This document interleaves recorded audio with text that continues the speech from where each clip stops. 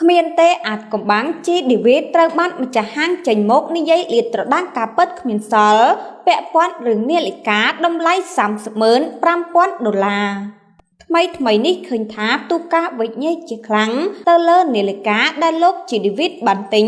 ដោយអ្នកខ្លះបានលើកឡើងថាជីឌីវីតគាត់ទិញបងរំលោះខ្លះថាមួយទឹកខ្លះថានាឡិកាកូពី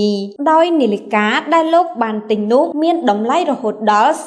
$30,500ម៉ាករីឆាត់មៀលស្របពេលរឿងនេះនៅតែមានការវិញ្ញេឥតឈប់ឈរតែលោកជីឌីវីតមិនខ្វល់ឡើយលោកមិនបានចេញមុខនិយាយការពិតថានាឡិកានោះជារបស់ស៊ីនឬ fake នោះទេខណៈលោកជីឌីវីតមិនបានចេញមុខនិយាយអ្វីសោះនោះស្រាប់តែម្ចាស់ហាងទប់ចិត្តលេងបានក៏និយាយការពិតប្រាប់មហាជនអស់គ្មានសល់ពាក់ព័ន្ធរឿងនាឡិកាដោយលោកក៏បានធ្វើការសុំទោសទៅកាន់លោកជីឌីវីតផងដែរ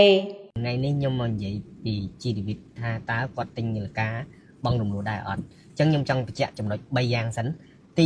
1ហាងខ្ញុំលក់នាឡិកាអត់មានច្បាប់ទេទិញគឺបងលុយសុទ្ធទី2ហាងខ្ញុំអត់មានលក់បងរំលោះទេគឺទិញគឺត្រូវបងលុយសុទ្ធទី3ហាងខ្ញុំលក់តែរបស់ស៊ីនលក់តែរបស់សុទ្ធ 100% ទេអត់មានលក់ឲ្យបានងាយៗទេអញ្ចឹងសម្រាប់ Pro GDVit គឺគាត់មកទិញនាឡិកា Richard Mille នេះគឺគាត់ទិញពិតប្រាកដហើយគាត់ pay លុយ full 100% ហើយខ្ញុំក៏សរសើរទៅប្រពន្ធគាត់ដែរកាលពិតថ្ងៃនោះគឺប្រពន្ធគាត់ surprise គាត់ទេហៅគាត់ថាមកទិញ Rolex ដល់ពេលហើយឃើញតែគាត់ស្រឡាញ់ Richard Mille ហើយក៏បានមើលវីដេអូដែលខ្ញុំ review ដល់អញ្ចឹងហើយគាត់ថាឲ្យប្តីគាត់យក Richard Mille ហ្មងទៅនិយាយឲ្យចំទៅខ្ញុំសរសើរទឹកចិត្តប្រពន្ធគាត់មែនតើគឺលយមែនតើទេប្រព្រឹត្តគឺអស្ចារ្យនិយាយទៅគាត់ទិញស៊ីនហ្មងហើយមួយទៀតខ្ញុំនិយាយចំពោះការបងរំលោះខ្ញុំចង់បន្ថែមទៅលើនាឡិកាជារបស់ប្រណិតជារបស់គេហៅថាសិល្បៈកម្រិតខ្ពស់មួយលយស្អាតគួរឲ្យចាប់អារម្មណ៍មែនប៉ុន្តែសម្រាប់បងប្អូនយើងធម្មតា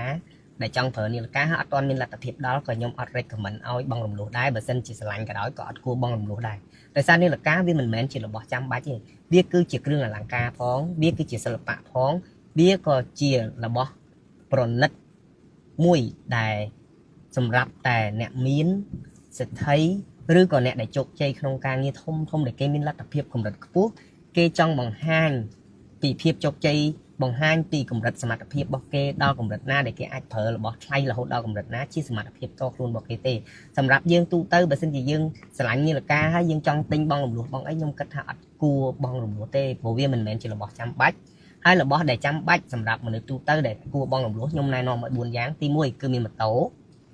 ទូរស័ព្ទឡាននិងផ្ទះ